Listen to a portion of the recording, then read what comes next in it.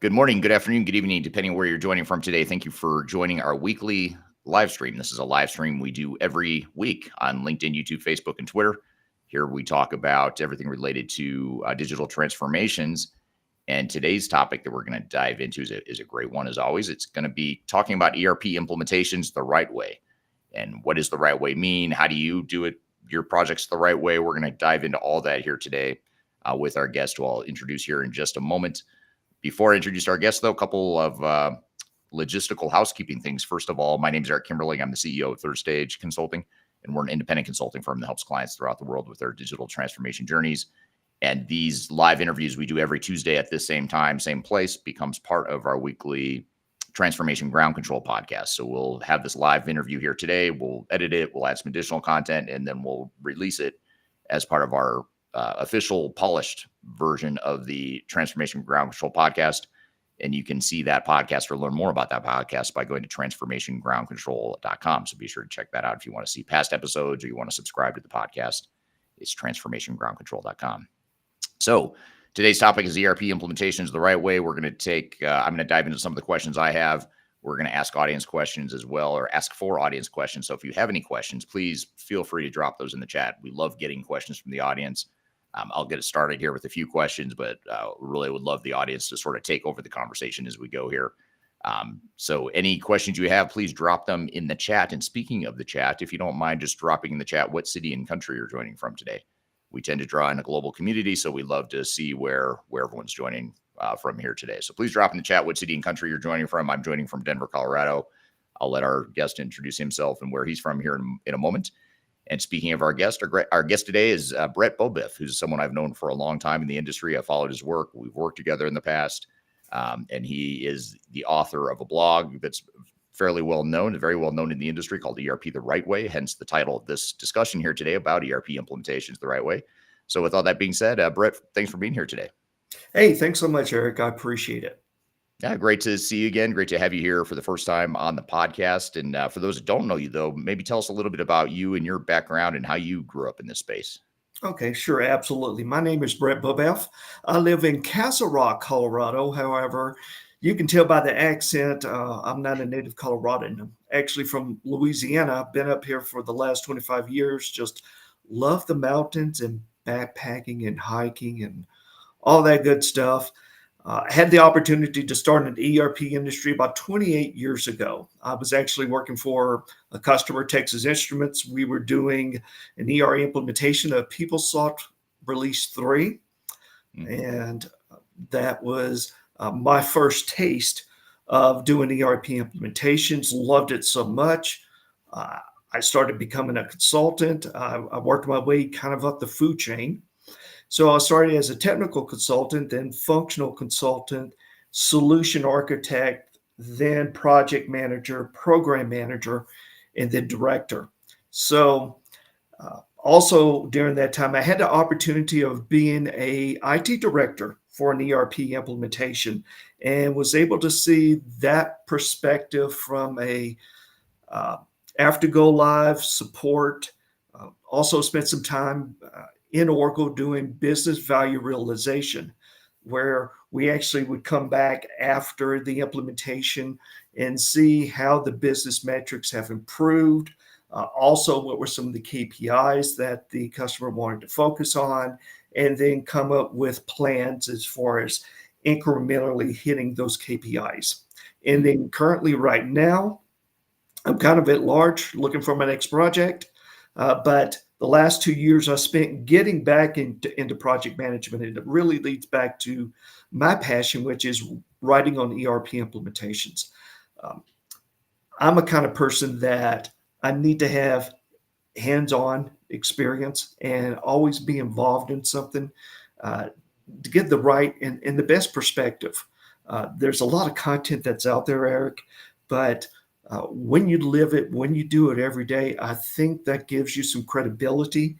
I think that helps you to focus on the key critical path of things that you need to do as a consultant. Also, just understand the ramifications of realities that you have to deal with. There is the theory of this is what you should do, but a lot of times it's you got these constraints. that you have to deal with and still work within that in order to be successful. So that's a Right. little bit about myself. Right. So you and I kind of grew up or started growing up in the space right around the same time, Right. 25-ish years ago. And you early on, and I only say this because I've been reading your stuff for a long time. And in fact, I think that's how I first came to know you, probably 12 years ago or something like that, maybe Mhm. longer. But tell us about this blog. You started a blog called ERP The Right Way, and you've had this blog for a long time. You've published a lot. You're very prolific in the space. Tell us about the blog, what inspired you to start it, when you started it, all that good stuff. Okay. Well, I'll take a step before that. And it was an opportunity, you know, sometimes whenever, you're let go from a job, it's hard to see that as an opportunity. Right. But I really saw that as an opportunity. I was ending up a particular effort and I had this additional spare time. So I wrote a book on ERP implementation best practices. And having that time off gave me the opportunity to do that. Now, during that time, I kind of grew up in ERP from different roles and perspectives. And that I think helped me to have different insights that I wasn't seeing out there in other books. So that was my passion that was really driving me in writing that book. So wrote that book, and then as you write a book, you step back for a couple of years and you look and say, you know what, I could have said that a little better. Or you know what, I learned something new here. And instead of, you know, writing another book or another edition, I said, I tell you what, let's start with a blog because I wanted to have some interactions with my audience and more real time to get feedback to, give me guidance in terms of, okay, this is helping me versus this is not helping me. So I started a blog called ERP The Right Way. I've been blogging for about 8 to 10 years, and I do about 4 postings a year. And again, knowing the proliferation of information that's out there, I really wanted to write something that had meat on it, that, you know, different players, whether it be an executive making key decisions, an SI partner, a consultant, or even the vendor, could look at this, read this blog, and say, get something out of it. So, because of that, I spend more time than I think most doing research, doing insight, seeing what's already out there because I don't like to repeat or provide a unique perspective that some people don't see. And I've been doing that and enjoy it. I love sharing my knowledge. It's my hobby.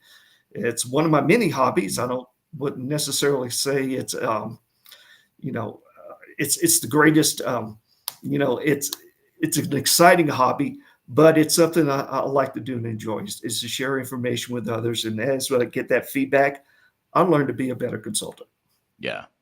Yeah, and you're very good at it. That you're good at explaining pretty meaty topics in a fairly simple and easy to understand way. And we're going to get into some of those threads and some of those themes in some of your work here in just a moment. Before I jump into my first question, though, for you, Brett, my first question about your work, I want to say hello to the audience here, just some of the people that have commented where they're joining from today. We've got James from Hereford, UK. Thanks for being here again today, James. Carol Ann from Ontario, Canada. Alcinda from Johannesburg, South Africa, Andy from Minneapolis, Victoria from Canada. Thank you all for being here today. Hardik from Copenhagen, Denmark, Frank from London, UK, Zulfikar from India. Thank you for being here. And I'm going to try pronouncing this, and I apologize. I'm going to call you Uba, even though that's not your full name. I'll say Uba from Dubai. Thank you for being here today. Tamara from South Africa. Thank you. So great audience here today. Thank you for chiming in where you're joining from today. People all over the world here to hear this conversation here today, Brett. So thanks for the audience for being here. And of course, thank you for being here, Brett. So let's start with understanding what it means when we say ERP the right way. I'm going to use air quotes here, the right way. There's a right way and there is a wrong way. I mean, believe it or not, I mean, it almost sounds too simple to be true, but it is true. I mean, there are things that if you do things the right way, you're a lot more likely to be successful than, the common mistakes that are made. But when you've emphasized the importance of doing ERP the right way in your work and just your experience and your writings, what does that mean? I mean, what does that mean, and why is it so critical to organizations? Eric, that's an excellent question. And I really thought long and hard about it. At first it sounded like a catchy tune, Right. and I said, "Ooh, I can see Eric doing air quotes on this." It's really doing right by your stakeholders and your partners. It's doing the right thing. Hmm. And I know it probably says, well, that doesn't sound complicated. It's really not. Again, there's a lot of information. We've been doing ERP implementations for the last probably 30 years. And you and I, and I'm sure all of these experts on the call today, we can go through and identify pains and problems and challenges. There's nothing new under the sun. But doing it the right way. Now, I'll give you some examples of what I mean by that. And I really, and forgive me, I'm kind of a passionate person. And when it especially comes to this, I get a little passionate. It's doing right by your stakeholders and your customers. So, case in point, let's talk about the three key players in an ERP implementation. Let's start with customers. Okay, so customers. There's still quite a bit of ERP software selections and decisions that are made subjectively, Mm. not objectively. And, that always sends inappropriate or wrong expectations. Sooner or later, that'll come back to bite you. Um, so that's one area that customers may not put in the effort needed to fully realize and have an objective means to see all the different perspectives of software. And when I say software, it's more than software. Software is just a small piece of it. It's more services. What kind of services are going to be there since we're going to the cloud? It's knowing and understanding that, seeing that larger picture. From an SI partner perspective, you know, it's about having the right people on the job. And it's also knowing and realize that an ERP implementation is not a part-time project. Mm. You know, Yeah. it's having people dedicated. And what I mean by dedicated, it's not like, okay, you get a name resource, but they're spending the majority of their time working on that project.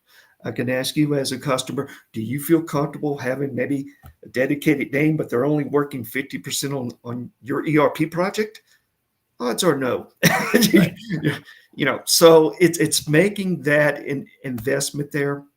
From a vendor perspective, um, and you can tell it's also about having shared risk and rewards. Mm. You look at most of the contracts that are out there today with major ERP vendors, most of the risk is with the customer as far as that implementation be success. The SI partner has some, but the vendor doesn't have necessarily much stake in the game. It's still like the old traditional, if you remember the on premise, I'll sell you the software and then I go away. Still, some of that mentality is out there. And I know Constellation Research did a paper last week talking about where they were starting to see customers get a little more frustrated that they weren't getting the value out of their ERP investments. Mm. So making that stretch, I think it's important whenever you do talk partnerships. It's a real partnership. That means shared risk and rewards. For SI partners, that means having dedicated people working on that project, also focusing on the end goal of not necessarily, you know, it has to be more than contract obligations.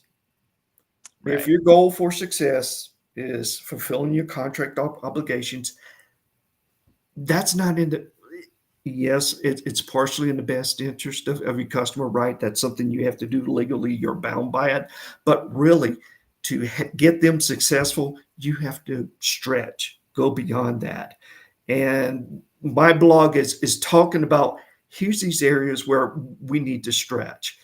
I know a lot of times we feel that there are shortcuts in ERP implementations, especially going to the cloud. There are not. You can have your tools, right? And you can have, I have my own methodology. Well, fine, Eric, you and I, we can sit here, we can develop our own methodology in about 10 minutes, right? That's not going to do it. It's really about the execution, and implementing ERP is hard. Yeah. It just is. And having realistic expectations, Right. not only in the software, but also as a customer. I know sometimes I see customers where they take on responsibilities they have no business taking on. Like, for example, and you can probably share this as well, organizational change. That's Mhm. usually an area that gets negotiated back. End user training, that's another area. Or taking formal training or making the investment of formal training from the vendor. Now, you're depending on the SI partner to do that. Well, that really depends on how good of a trainer is the consultant. And you and I, we were both consultants and we grew up. I don't remember taking a class on how to train your customer. Right. you, Exactly. you learn it on the job, right? Yeah. Some are better than others, but it's not repeatable. So, knowing and understanding that you need to be realistic with what you can and can't do, and make the investments in order to be successful. Um, I think a lot of people know it. It's that topic in the room that no one likes to talk about or kind of overlooks. But sometimes it's that simple, focusing on those areas, and then execution. Right. It's all about execution. So Yeah. sorry that probably took longer than what you expected, No, but no, I mean, that's pretty impressive. You could answer that such a broad question in such a concise, set of summarized themes there. And you hit a lot of really good points there. I mean, one is the one that stands out to me is your contract, your comment about the contracts. Your contract's not going to guarantee success. You could have a fully compliant situation where you've been fully compliant with your contract. Vendor has delivered perfectly to that contract, and right. you could still end up with a complete failure on your hands. And guess what? It may not even be the vendor's fault. It may not Yes, sir. be. It may not be that they didn't deliver a functioning, working ERP system. It's the other stuff that's not going to show up in a contract. And it's, you know what I mean. So, how do you educate? You talked about educating customers too, or educating Mhm. clients, and in kind of understanding their situation. But how do you help clients understand that, okay, vendor did what they're supposed to over here. They did A, B, and C. Check Mhm. all the things on the contract, but there's more to it than that. Like, how do you connect that dots or fill that gap for customers when you're Well, you working know with what? I'm actually working on a blog on that right now, Eric, and actually something that you taught me when we worked together in the past that worked out well is, you know, having in clauses and metrics that make sure that the vendor continues to have skin in the game, them? if I can say it bluntly like that. Yeah. Case in point, the key references clause, where you should be able to identify, okay, here are some not key references, key resources. My apologies. Key resources that are on this project. They're always going to be on this project. So no switching out. They're Right. always going to be on this project. But also going to that next step, Eric, is a certain minimum percentage. They have to be on there because having that, ensures that, there's that continuation because usually with SI partners, they definitely start off with the best that they have available, right? Yeah. And then you slowly build those relationships, but those relationships are more tact, as I call them, not really formal relationships. And if there's a switch in those resources, sometimes you lose that relationship value. And sometimes it feels like you're having to re-explain that again. I've heard that from customers, as a concern that they're having to retell the story over and over again. I think Mhm. you lose momentum In a perfect world, there should be a merging, right? But I rarely see that happen. So that's one area that I would call out, and I would recommend to customers to say, hey, you know what? Yes, there's some resources that may come in and come out, mostly from a technical perspective, but functionally, and then from a leadership perspective, I have the same people because I'm making an investment of time in these people that are going to help us execute faster. So that's one area. Number two, from a selection perspective, sometimes selection processes, and this is how I grew up, so it may have changed, but a lot of time and effort is spent on the software. Seeing the software fit, seeing if they have these functionalities and capabilities. I recently did a LinkedIn survey and asking about what were the common issues and challenges. Over 80%, when I did a summary, it was informal, but a summary had to do with the customer and the SI partner. Interesting. Selecting the SI partner has more of an impact than even the software. Mm. Selecting the right one. And a lot of times those are in silos because you do the software selection and say, okay, we got the best software. Now SI partners, who should that be? A lot of times that's usually the SI partner that's bringing the business to the vendor. Right. That's the priority. I would, pretty much insist on the vendor to put some skin in the game. It's like, no, you recommend to me who's the best. I am not going to go through this process again. You're going to recommend who's the best vendor for this. You do that internal analysis. You make that determination. I'm going to put you on the hook for that. And if they don't deliver, that's going to come back to you. Now, some vendors provide. That's a reason why they have, their own professional services arm, right? So they can be that one throat to choke, but that needs to happen regardless. So building in that dependency, I think is important as well. So that's something I'm working on right now. But making the customer aware and ensuring that everyone is having an active part throughout the implementation. Right. If not, it's going to be, well, hey, that's your problem. That's not my problem. And I don't think that's the right approach. Yeah, you get into the finger pointing Yes, blame sir. game at that point. Really well said. And we've got a lot of comments coming in from the audience too, that I want to comment on here or pull up here. Franco from YouTube says, good guest, Dr. Kimberling. Franco's a super fan. Thank you, Franco, for joining us here today. And Uba on LinkedIn says an ERP implementation is not a part-time project. So true. So well said there, Brett. We're getting a couple questions along these lines, and only you can answer this, Brett, or you can answer this, Beth. This is from Carol Ann on LinkedIn. Says, please put the blog name in the chat. Thank you. And there's been a couple of people asking, like, where do I find your blog? So how do people find your blog, just while we're talking here? It's easy. So it's www.erptherightway, one word.com. Okay. I'm going to drop that in the chat as well. Hey, thanks, Eric. You bet.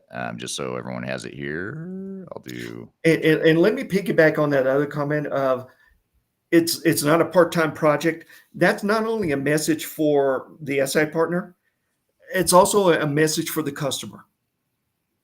And if a customer doesn't have a backfill plan, that's a red flag to me. Yeah. Because usually you need the best people from a business perspective to be on that project to help define requirements, refine those requirements, test those requirements. And I have seen, by way of trying to reduce the cost of an implementation, to not have a formal backfill plan and just pile on the work, things will drop. So it's not only for the SI partner, but really for the customer, that they need to have a backfill plan and strategy. And if they don't, forgive me for the tough love, but they get what they pay for. Yeah. It's, Well, and what you're saying is so true because it's not only on the surface about backfilling because you need the hours and the capacity internally. That is important, but it's Right. even more than that. It's more you, the customer, need to take ownership of this project. You can't just outsource the whole thing to an SI, no matter how good the SI is. You talk about how, Yes. and I agree with you, by the way, choosing a really good SI with I don't want to say a subpar system, but choosing the SI is even more important than the vendor you choose, Mhm. than the software product you choose. And I totally agree with that. But even if you have the best software, the perfect fit for you as an organization, for the vendor, and for the SI, even then you're not guaranteed success. You have to take ownership. You have to be responsible for making decisions and sort of making sure the project stays on track. That's not really your SI's responsibility, but yet a lot of customers think, well, Brett, you're the expert. I'm just going to sort of defer to you. I'm going to outsource this to you. Just handle it. And it's not, no matter how good you are, you're not going to make this successful. It's the customer that you ultimately has to connect those dots. Exactly. You spot on, Eric. And there's nothing better. You got to have time to transfer ownership Yeah. or generate that ownership. If they don't have the bandwidth, if they're not spending the time getting the hands on, they're not going to own it. They're Mm-mm. not going to adopt it.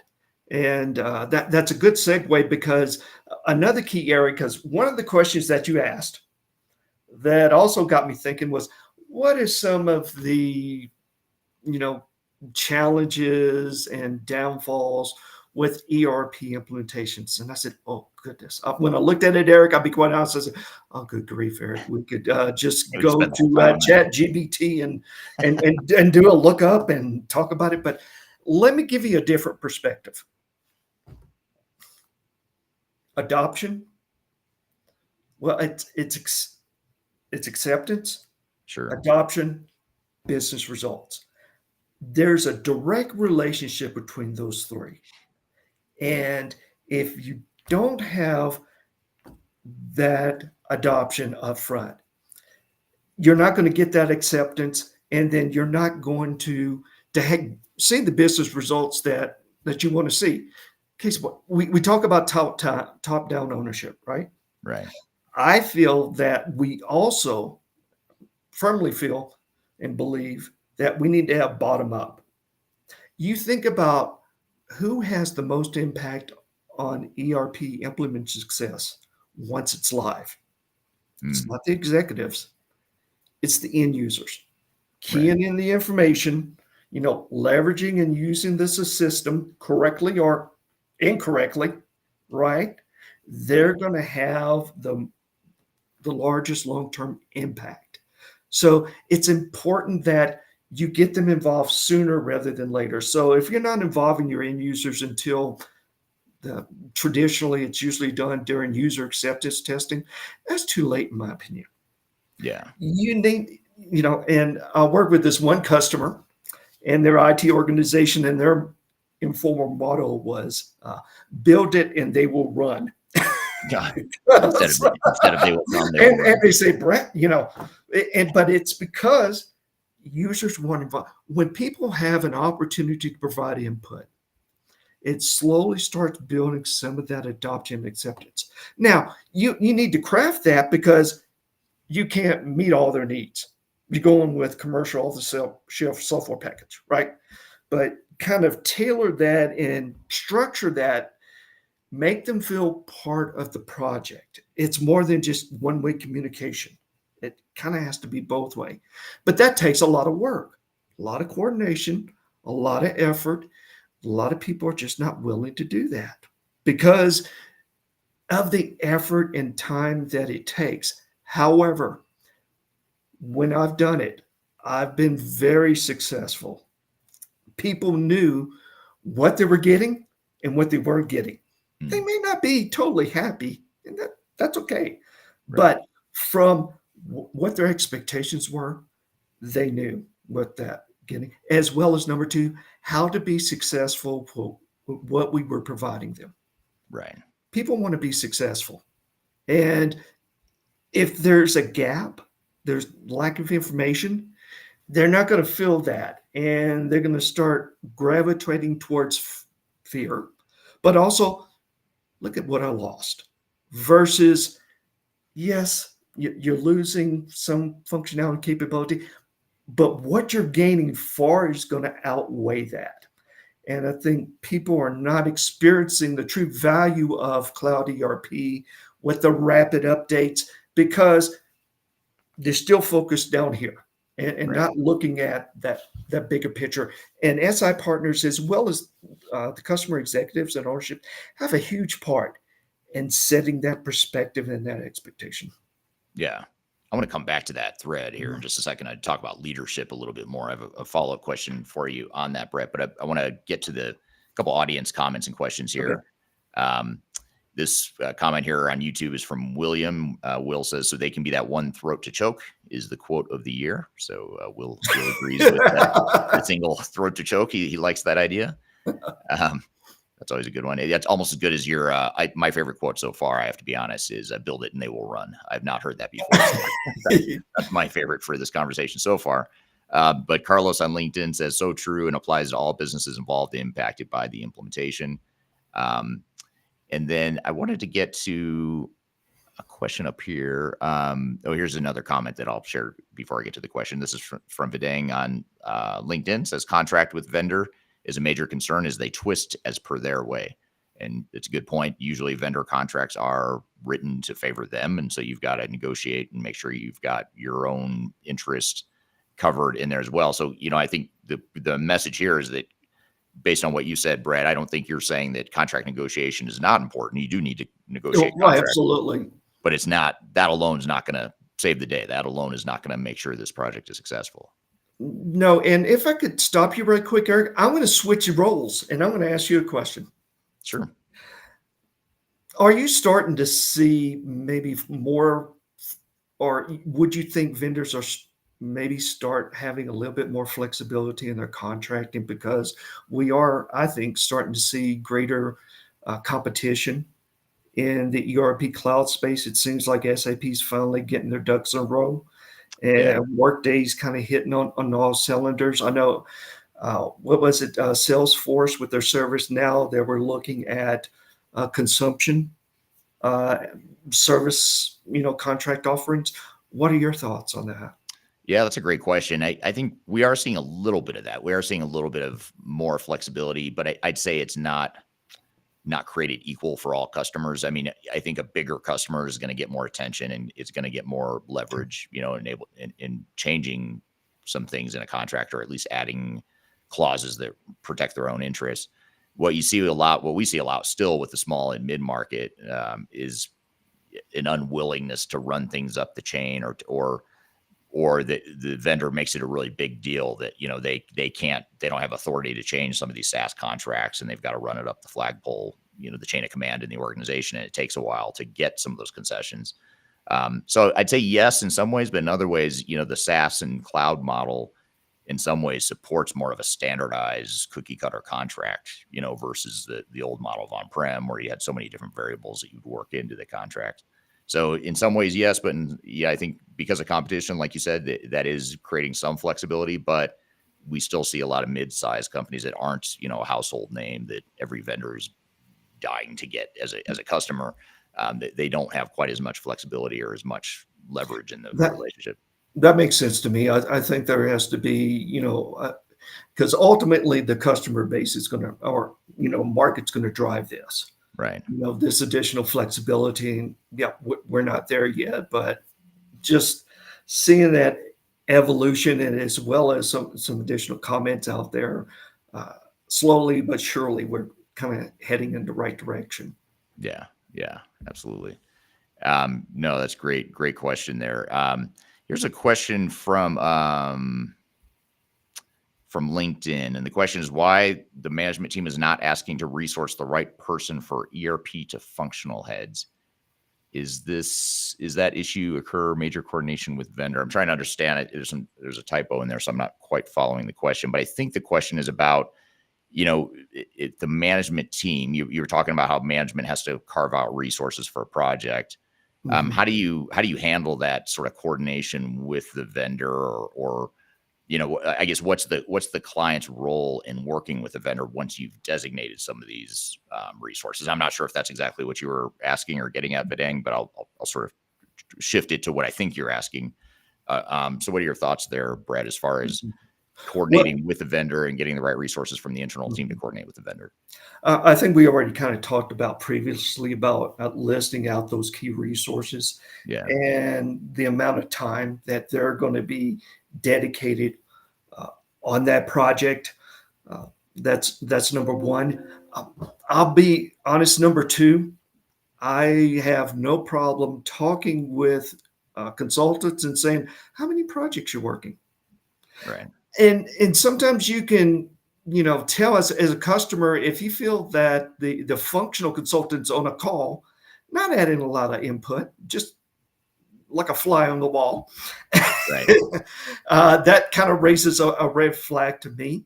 Um, I'd raise that sooner rather than later. And even if I have that perception, you know, I would want to communicate that to the SI partner project manager first and foremost.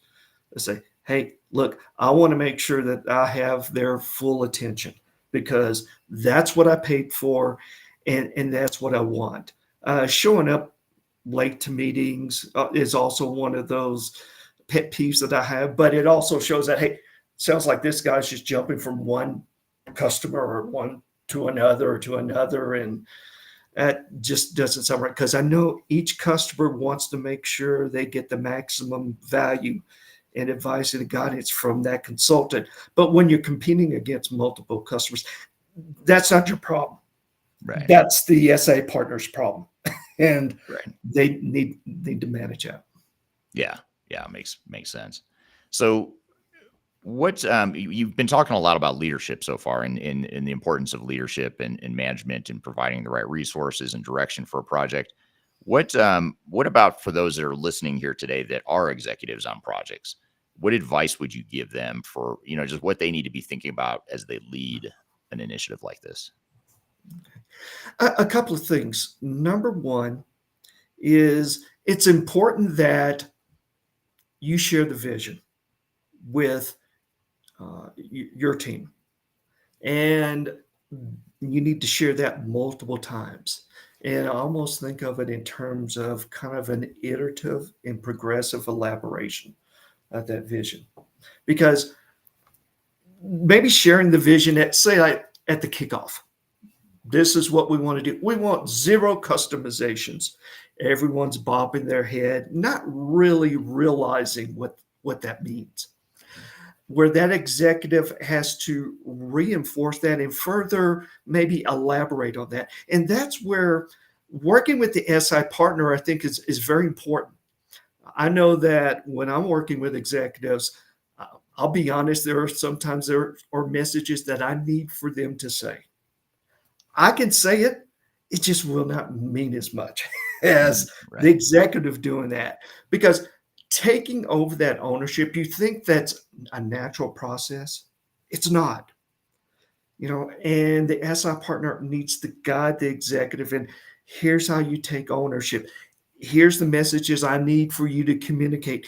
Here's where I need you to be involved. I need you to make a decision here. Also, I'm going to tell you, uh, what I need and when I need it. And I'm going to expect you're going to provide that. If you don't, fine.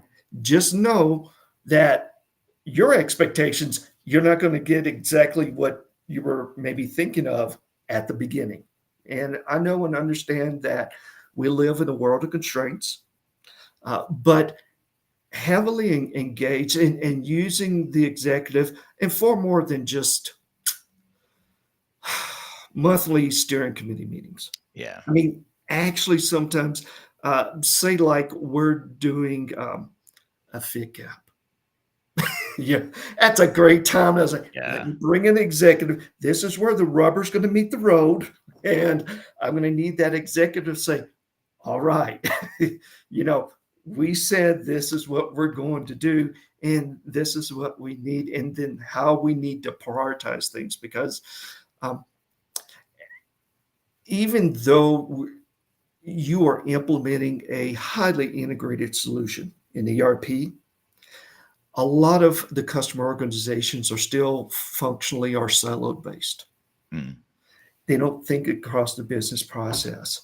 And what might be good for one group may not be advantageous for another group. And right. sometimes you need to see it across the business processes because that's what produces the results. Those are the things that executives care about, not necessarily the how, but the result. Yes, they very much care about that, and that's what they're looking at. So, understanding that, explaining that, also teaching your executives, here's how I need you to help generate that ownership, that adoption, and make those tough decisions is sometimes to be in the muck with us when Right. we're going through this stuff. I think it's very important. And as a SI partner and as a project manager, I pick and choose. You can't have the executive involved in every meeting. You pick and choose where it's like, okay, this is going to be a meeting that things are going to come to head. Having the executive there and prepping them so that they know the situation, um, gives you great advantage. It really does. Yeah. Yeah. And it's not as easy as just saying, well, just use the software out of the box, because you just talked about how it could be good for one part of the business, but another part of the business is struggling with whatever, and there's got to be that leadership to say, to either reinforce that, hey, here's why we're going to use the software out of the box. I know this is a big change, but here's why we're doing it.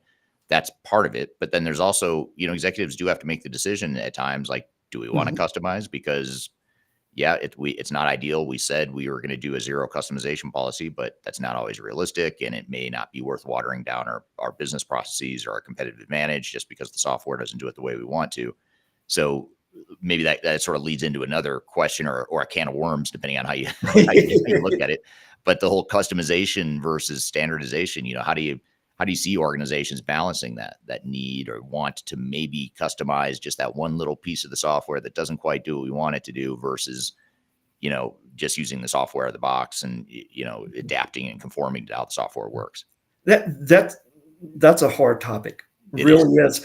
And Well, let I'm me asking share you, with and I'm you. not going to answer Oh, no, it. I'll answer it.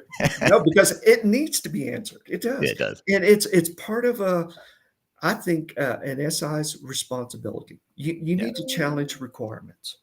yeah, Again, you're the SI partner is going to be in a better position of knowing, how to best leverage the software out of the box. Again, you have some historical decisions and philosophies that you're dealing with as well. You know, say on-premise implementation that you need to deal with. Couple of things I need to do. First of all, to challenge the customer, I have to get permission.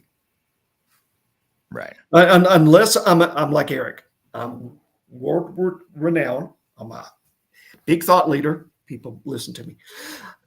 Typically, that's not it. I have to build a relationship. Yeah. But once people figure out that you care and you want them to be successful, more apt they are to listen to you. Mm, So that's number one. Number two, make it objective, not subjective. yeah. Right? Passions are usually involved in customizations. Hmm. But if you can take that discussion, make it objectively, and say, all right, here's the business value, here's how much it's cost, total cost of ownership. It does take additional work and hustle. That's getting back to ERP the right way. Right. This is not meant to be easy, but if you make that investment, um, I think you provide more relevant information for an informed decision.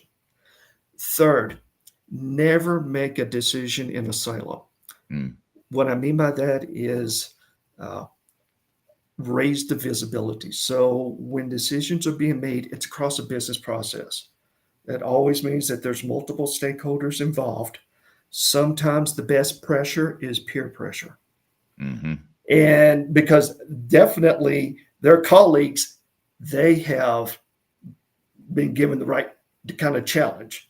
And they also have the responsibility to challenge and make a decision in that kind of framework. Ultimately, it's the customer's decision. Your job is to provide the method, that they have a structured approach, that they look at all the angles and make a decision. They still might make a decision where it's personal. And it's like, Yeah. hey, the executive said this is what they want. Fair enough. But Yeah. it's this is what you're getting. And There's risk that goes here's with the that. impact. You own it, but it's our job to make sure they go through that due diligence. Yeah. That's how I try to approach it, because it's, you know, some consultants might come in and say it's not best practice, and that can create some resistance Mhm. depending on the relationship and how it's positioned. I like to take the more scientific approach and say, okay, here's why it makes sense to either have a customization, and definitely customizations as it comes to revenue generating. All for it. Right. ERP has best practices, which I know I think you talked about it last week. Nice little buzzword that's out there. All that means it's common. Right. Competitive, it has no competitive practices. Who would share their competitive practices? So Right. there is a legitimate need for customizations that Yeah. you need to consider. But those are some signs that I leverage and use to kind of determine, yeah, this is going to make them more effective and build a better customer relationship with their customers. This makes sense. Yeah. Yeah. And I think there's so much noise around this concept of customization. In what I mean by that is, first of all, you on one hand you have vendors and consultants who say, "Hey, don't customize. It's a bad thing." And I think we all understand why it's a bad thing or why it can be Right. difficult, because it's changing the software to do something it wasn't built to do. You're introducing risk. Upgrades become more difficult. Testing, you've got to test all this customization stuff. So it adds time and cost to a project. It adds risk. But to your point, there are things that there are times where you do need to customize, because to your point, it's a competitive advantage, and you don't necessarily want the way the software is built because you have a Right. unique Or secret number sauce. two, it's a compliance issue. Yeah, You don't have a true. choice in, Yeah, yeah, and you got to do it. And then, if you are doing a customization, that's when I would bring the vendor back in to say, hey, look, I expect you to handle, you right. know, These, compliance yeah, and best practices. So, how can we share that risk, since, you know, yeah. it's a true gap. Well, and so you've got to, when you get these customization requests on a project, you've got to sort of decipher or segment the customization request, Right. or the demand to customize. So you're going to have, on one hand, you're going to have just resistance to change. People just don't want to change. Therefore, they want to customize the software. That's, to me, different. Like, you set those aside and say, okay, those we're not going to customize. Those aren't based on best practices. It's probably not revenue generating. It's just, Right. we as an organization are resisting change. That's okay. That happens. But let's overcome the resistance to change, not change the software. So that's one bucket. Then you've got this regulatory stuff where you just have no choice. You've got to Absolutely. do it. And then you've got this other third bucket, which I think is a little bit more difficult, because this is where you say, okay, this is a competitive differentiator. It is revenue enhancing. It does give us a leg up, and it might be worth us introducing risk and time and cost to the project, knowing that we're going to get more value. And that's the hard, and back to your leadership Yes. comments, that's where the leadership has to come in and say, we are willing to take on these risks. We understand the trade-offs, and we're willing to do it. Here's why we're doing it. You need the executives to make some of those decisions, even though it sounds like a technical decision. It's really not. It's a business No. decision. Oh, absolutely. It's definitely a business decision. Any in every customization, because business is a risk, Yeah. right? And it's like, sometimes taking the risk is worth it, especially if it's going to give you a larger customer base. But Yeah. always business, you lead with business, and then the technology is just more about the how. Yeah.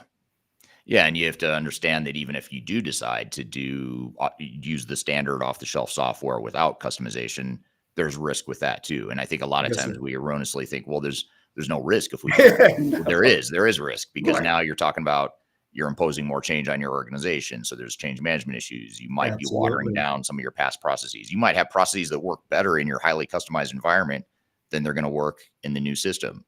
It might be less efficient. And you have to make those trade-offs to say, well, that's okay. We're willing to be a little bit less efficient in this one part of our business, knowing that we have a system that's going to make us more efficient overall as an entire organization. And those are the types of business decisions that we oftentimes overlook or just assume that it's a one size fits all answer of just don't customize. Yes, sir. Well said. Yeah. Yeah. And then just to piggyback here, one comment from the audience on this thread too. This is from Uba on LinkedIn. Uba says customizations aren't always bad. Done right in the right context can be essential for the success of the project. And yes, there's risk with that, but you're right, Uba. It could be that the risk makes sense and there's more benefit than risk here. Tom on LinkedIn. Tom says, really enjoying discussion around customizations and the role normal change resistance plays. Thank you for that. Thank you. Here's just a kind of a general comment, and I'm curious to see if you have any thoughts here, Brett. But this is from Vidang on LinkedIn. It says changing the processes again after the first trial is a sign of further trouble for ERP implementation project ? So I guess here is, do you see that a lot where customers are changing their processes, changing their requirements, not really sure of what they want to be when they grow up, and that, how often does that end up leading to difficulties or delays on a project? That could be a key concern. Usually what I do, and I try to minimize that as much as possible. When I work with customers and I make recommendations to them in terms of, what to implement, I tell them to implement at their current business model maturity level. I'm a firm believer that technology by itself doesn't create maturity. So first and foremost, that's part of my driver in terms of why. Evolving requirements, like a net new process, evolving requirements, very hard to nail down. Usually the approach I take for evolving requirements is I kind of do reverse engineering. So because the customer may not know what they want, I'll say, what kind of results do you want? And then slowly, trail back to, okay, what are the features that support that? But that takes additional time versus, I would say, a traditional requirements, kind of front-driven requirements approach, because people don't naturally think that way. They think the other way, give me the requirements and here's the results. It takes a little bit more effort, more time. Is it doable? Absolutely. But I try to minimize that as much as possible. And then number two, take the right approach, because your commenter is absolutely right. You might get a set of requirements. Here's the results. I don't like that results at all. Right. That's totally off. And that can really slow down a project, as well as there's so much other stuff that's changing as far as organizational change and risk inherent with just a ERP implementation where you're at today. I see that as maybe too much risk of, hey, you know what? I'll tackle that in a future project. First, I got enough change to worry about. Let's get this down. Let's get this solid. And then let's build upon that. Unfortunately, there's still that mentality with customers that they had, say, if you recall back with the on-premise, Eric, where customers feel either I get it in the first implementation or I'm never going to get it. Right? Yeah. So I'm going to ask for everything. And the beauty of the cloud is that, hey, you get frequent updates. You're going to, versus the traditional, okay, every 18 months you get an update, then I have to go through that effort. Then they'll be ready for me to implement the new stuff that they need to implement, or what I need is in this update, and it takes more time. Now it's more readily available, and customers need to see the longer game and be empowered and enabled for that longer game versus trying to get everything they need in the initial implementation. That's the beauty of the cloud is that it's ongoing, that, from a technical perspective, you're always up to date. Right. And nothing's stopping you from a technical perspective in pursuing new functionality versus an on-premise. That mindset, I think a good SI has to educate not only the customer from a business perspective, but also from an IT perspective to say, hey, you have more flexibility now than what you did in the past. So, Right. Right. Yeah, that makes total sense. Here's a question that I think is worth noting, just building on what you were just saying, Brett. This is from Mary on LinkedIn. Mary says, "Do you start with an MVP?" And for those that don't know, MVP is a minimum viable product. And you were just talking about how things are different today, Brett, than they were in the past with on-prem, where you almost felt like you had to get everything crammed into one big bang phase of a project. Do you see this MVP concept working well in cloud ERP implementations, or how do you see MVP, the concept of MVP, fitting into projects? Mary, that's an excellent question. One of the areas that I like to research and actually know and understand, as we went to the cloud, all of a sudden everybody became agile Hmm. overnight. Right. And Funny how that works. and it's agile. It's all agile. And MVP is kind of one of those concepts because one of the value propositions that you get with agile is that it's faster. In some respects, it can be faster, especially if you're going towards a minimum viable product. Yes, it's about getting software into production. So yes, I do believe in that. I think those are options that are there and available.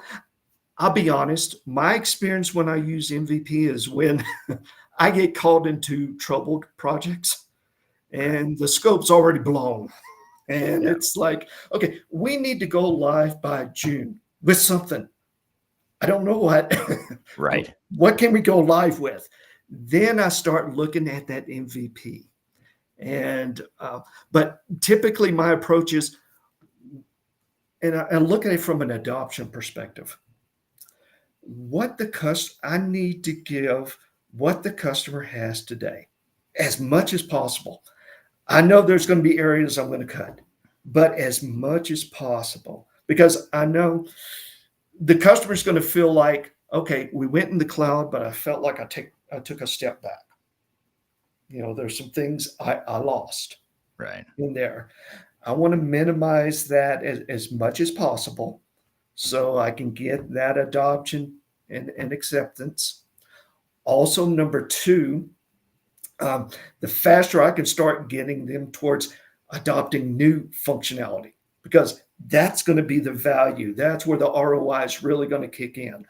So, MVP, absolutely. I just use it as a concept in planning to provide as an option, especially if the customer says, "Hey, I purchased," and I had a customer like this. They purchased Oracle Cloud 2 years ago, but they haven't done anything with it. Hmm. Now they're getting charged, and all of a sudden they got their ducks in a row, and it's like, we need to go live with something. Our executives are just pounding the table. We need something. Definitely, I use the MVP approach to say, here are our options. This is something that we can go with rapid. Is it going to be everything you want? No, but it gets you a win. And sometimes just getting a win is a good start. Yeah. Yeah. That makes sense, and it's a good way to build momentum, get some confidence in the project, and not bite off more than you can chew right away. It gives you some flexibility there.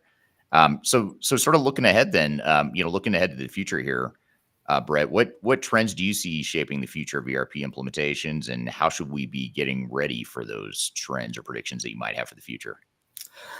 Well, there's still going to be ERP failures. that's I was hoping you say they that's were not going to disappear.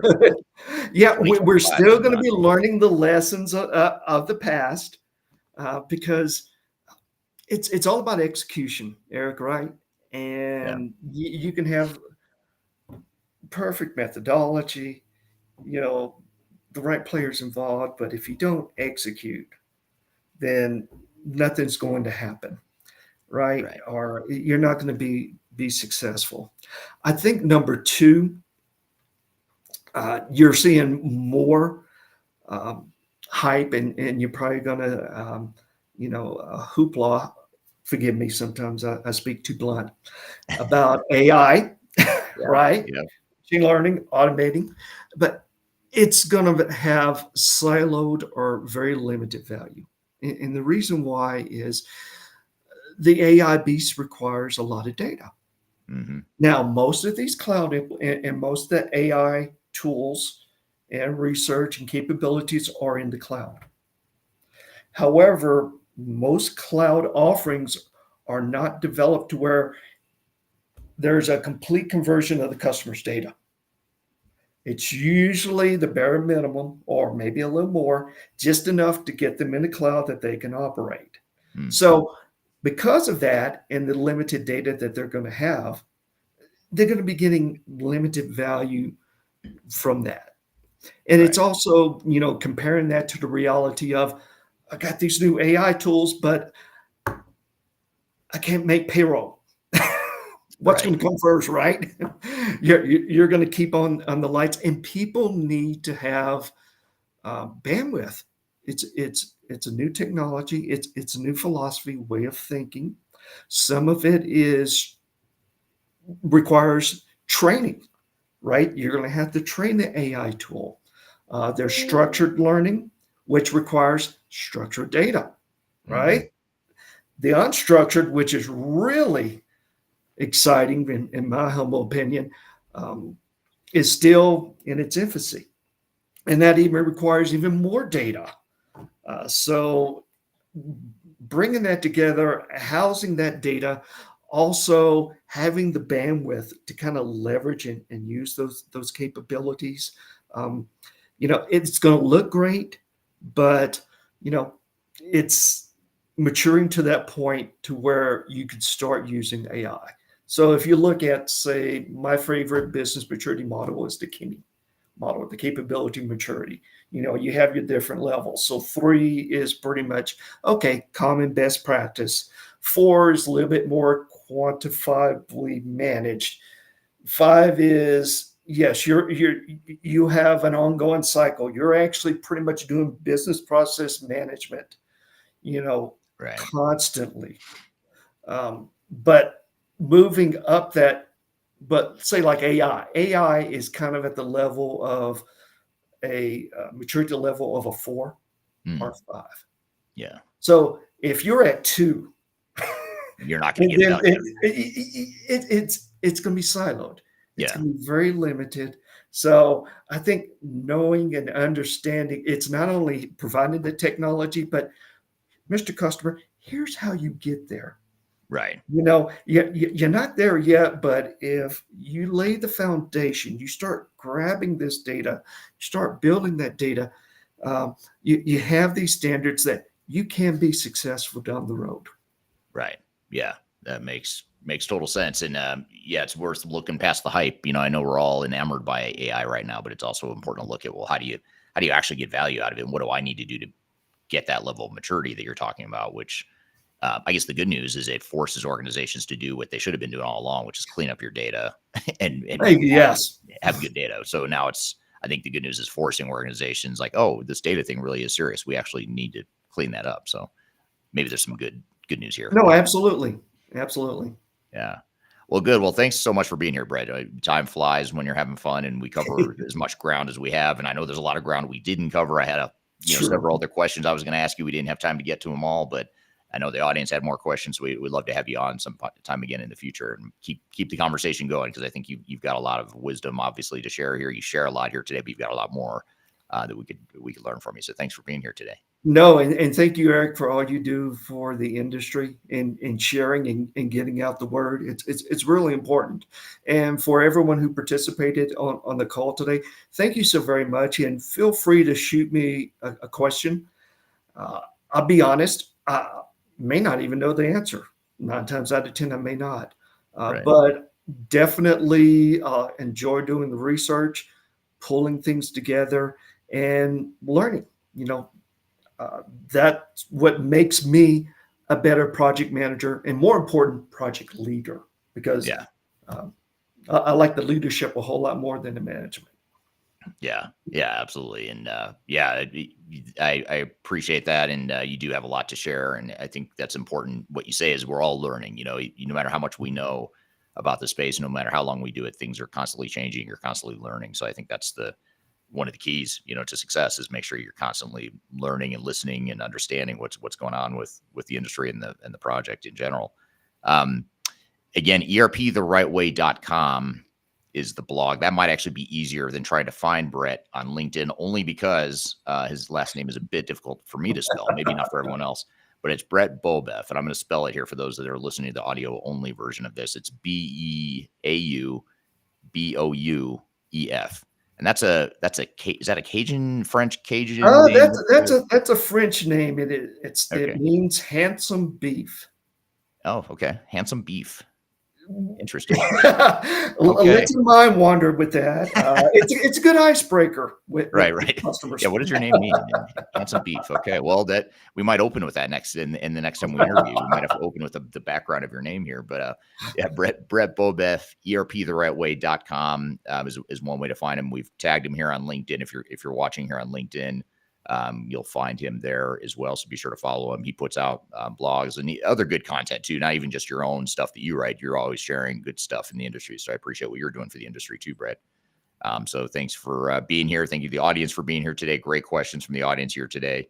And be sure to follow Brett and be sure to keep an eye out for this episode of Transformation Ground Control when it's released. It'll be released 3 weeks from tomorrow. So whatever day that is, that'll be the episode that features this interview along with other content that we add to it. So thanks for being part of the live production of the podcast here today. We do these live podcast interviews every week, same time, same place. We'll have it again next week. So thank you for being here. Hope to see you next week. Thank you again, Brett. I hope everyone has a good week, and we will see you all next time on our live discussion.